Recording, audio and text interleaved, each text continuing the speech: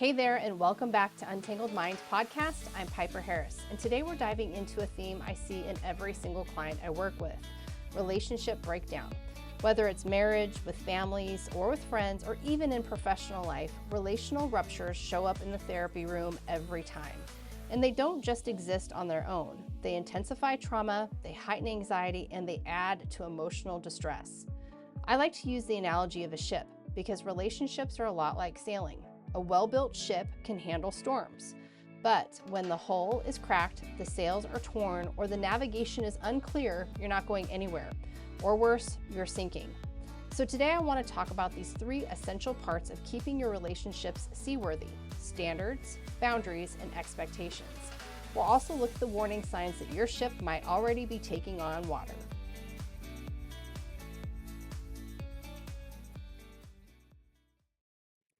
Well, hey everyone. It is wonderful to be back. It's really funny. I felt like I hadn't done a podcast in a really long time, and I looked at it and was like, oh, it's been like 3.5 weeks, Piper. So I guess I just really missed it. So today we are talking about using our ship metaphor or analogy surrounding standards, boundaries, and expectations. I will tell you that every single person that comes into the therapy room, whether it's about trauma, anxiety, there's always some sort of relational rupture, because I think that's just life, right? We're interpersonal creatures. We should be. We're in community, whether that is, more intimate relationships with our partner or our spouse, or whether it's more with our colleagues. There are going to be relational ruptures, and it's really important for us to understand and identify these different areas, because I think we get them confused. And so a lot of times we're entangling this in session. So I thought this would be great.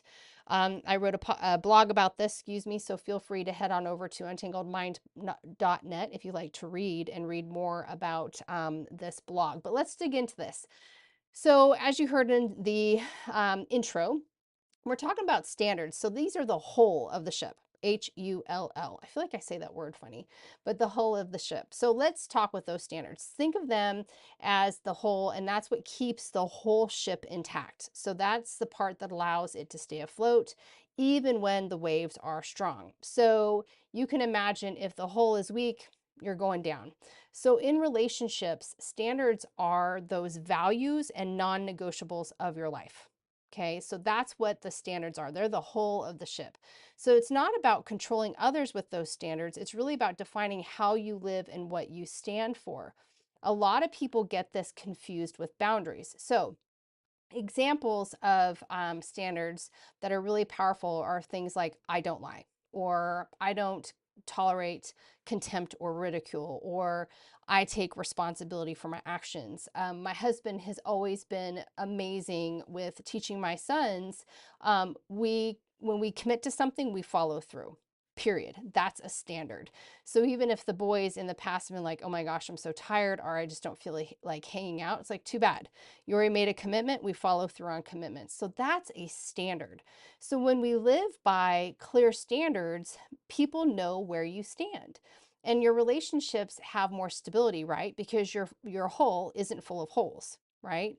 But when you start compromising your standards to, keep peace or whatever it may be, resentment starts to build and that water starts to seep in.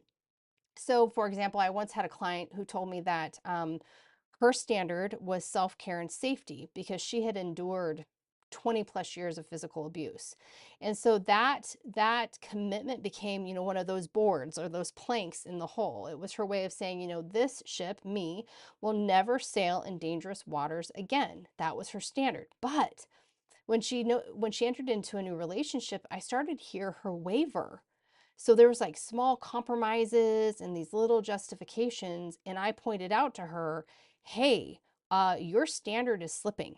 And if you let that standard slip, what's going to happen to the ship?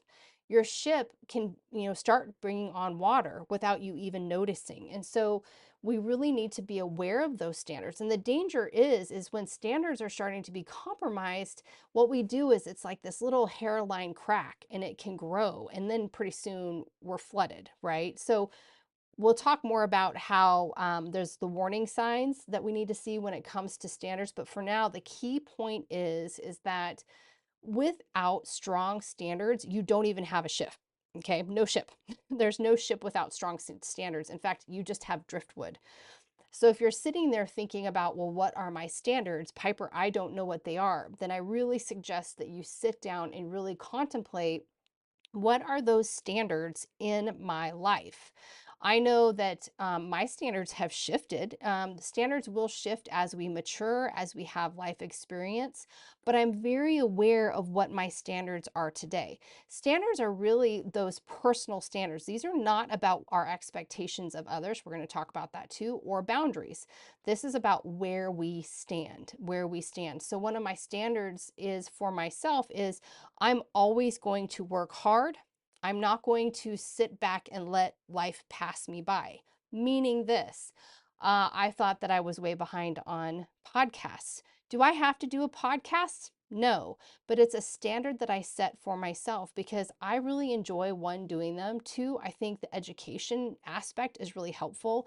I was talking to a client today who wants to start a podcast, and I had actually talked to a new mentee that I'm bringing on, and they both are talking about podcasts and what that's going to look like. And I said, the most important thing for you to understand is when you're starting a podcast, don't start a podcast based on an expectation of where it's going to go.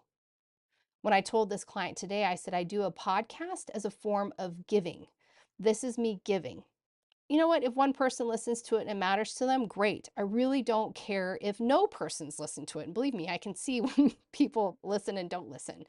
But that's not the point. My standard is I am going to give this because I believe that it's important and I really enjoy it. So that's one of my standards. So again, you need to really be aware, what are these standards? What standards do I hold for myself? Another standard for me is I will always, always, always follow Jesus Christ. Period. That's it. Transmission ends. So that's another standard. So you really need to consider those standards. And again, if you start noticing that you're compromising, oof, watch out. Watch out with that. Okay, next one, we are going to talk about boundaries. Now, this is where people get really confused. So, like, well, Piper, isn't a standard a boundary? No, that is not what it is. A standard is what you live by. A boundary is essentially saying, this is how I'm going to steward my time, my energy, or my capacity. It's how you show up without burning out.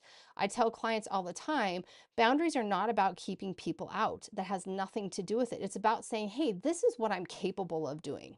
This is how I'm able to share my energy. So the boundaries in this analogy are the sails or the rigging, okay? So if the hull is what holds the ship together, right? Then the sails and the rigging are what catch the wind and give it direction. So boundaries work the same way in relationships. They don't exist, like I said, to push people overboard.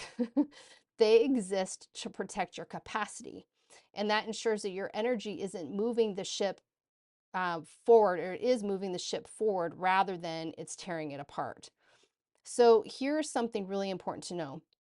Most people, and we've talked about this before, will not like your boundaries, especially if you have been lacking boundaries, because frankly, your lack of boundaries is often how they were able to manipulate, control, or use you. So when you finally set those clear boundaries, the dynamic shifts and they really push back. That is not cruelty on your part. That is not cruelty on your part.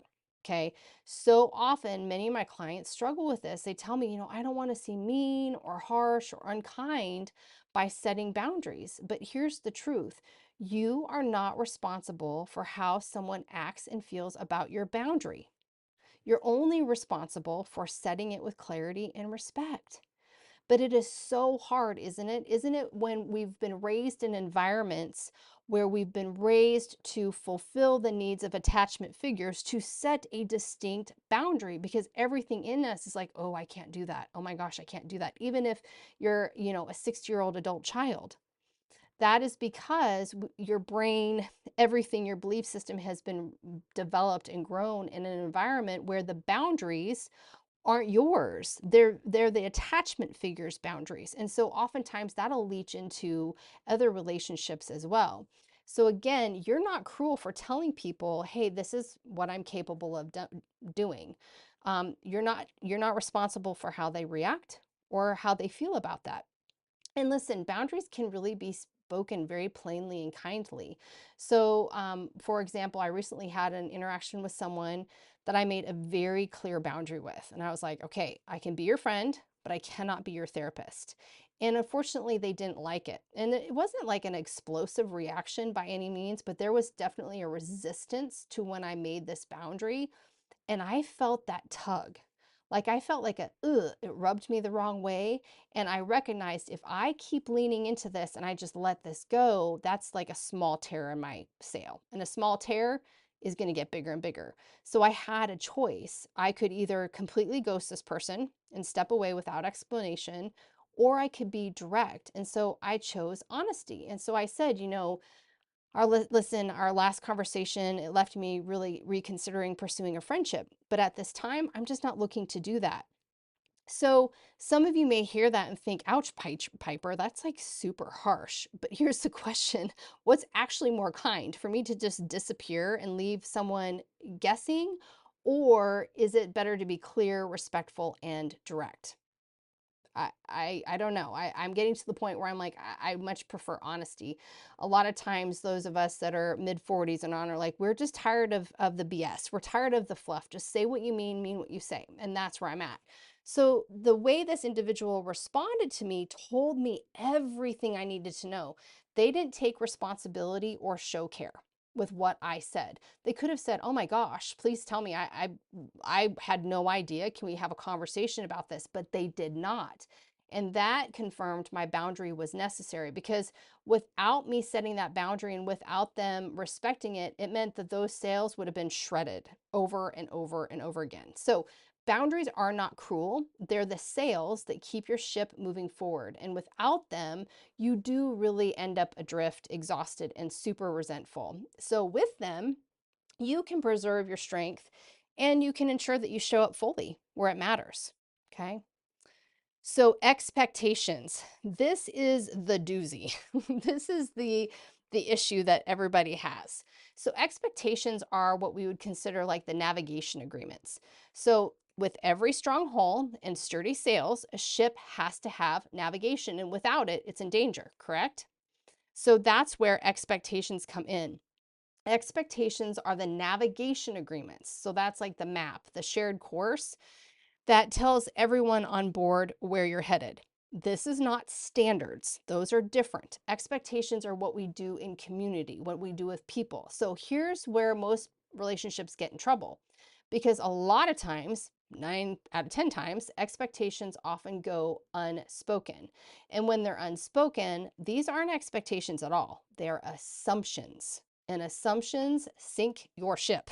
So a healthy expectation sounds something like, we agreed to talk about big financial decisions before we act, or we agree to give each other space after conflict, or we agree to be on time when we meet. These are expectations, but too often I hear individuals working to overcome like complex trauma who have absorbed these unspoken assumptions about themselves. So that might be, I am broken, I'm worthless, I don't deserve like stability or care. So these aren't just thoughts, they become their internal navigation system. And so when someone carries that system into a healthy relationship, it actually distorts reality.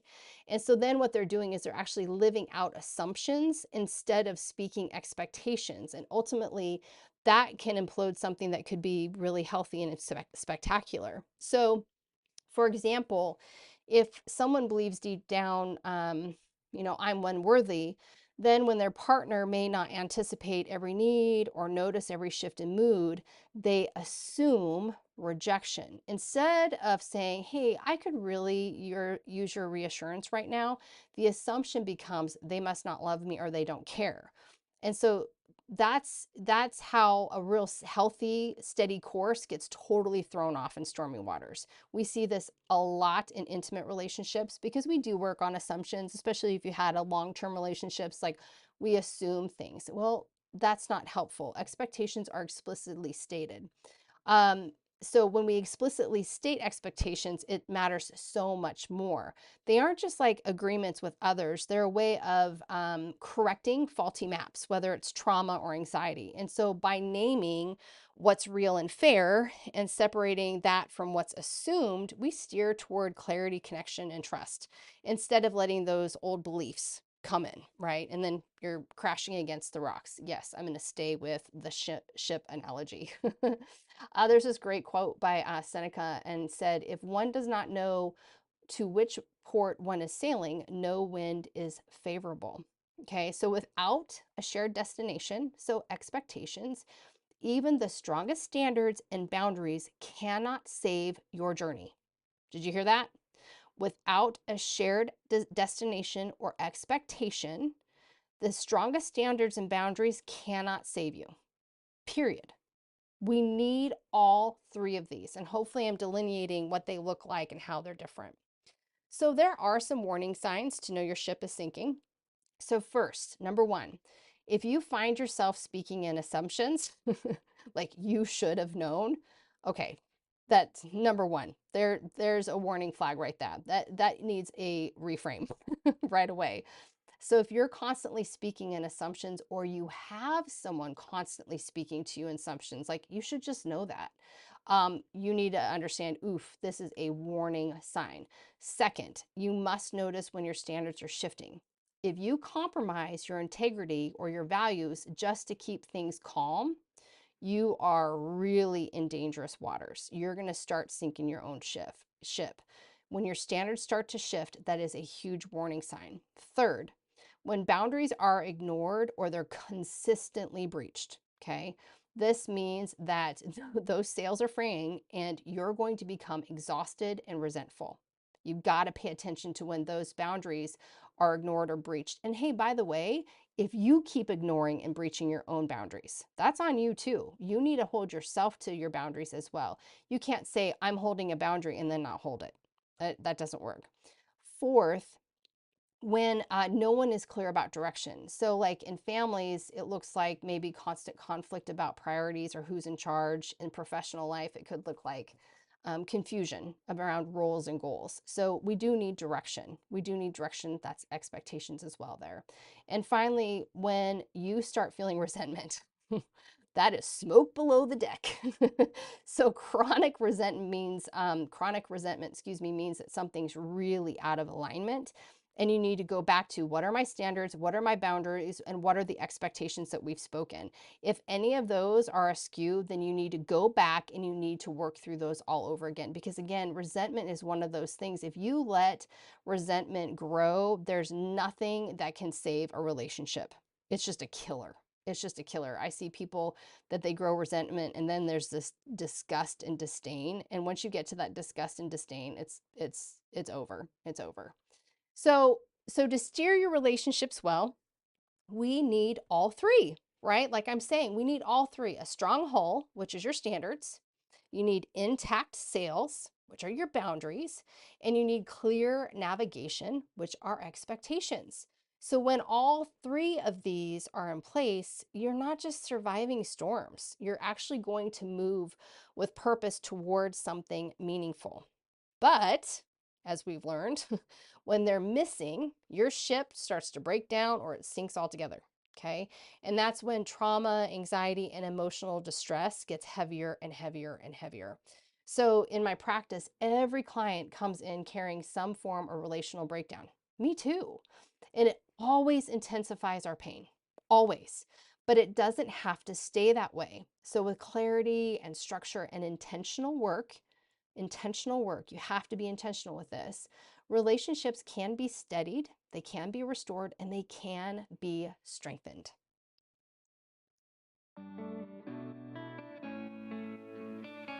Thanks so much for joining me today on the Untangled Mind podcast. If you're ready to repair your ship and chart a new course, I invite you to schedule a consultation with me.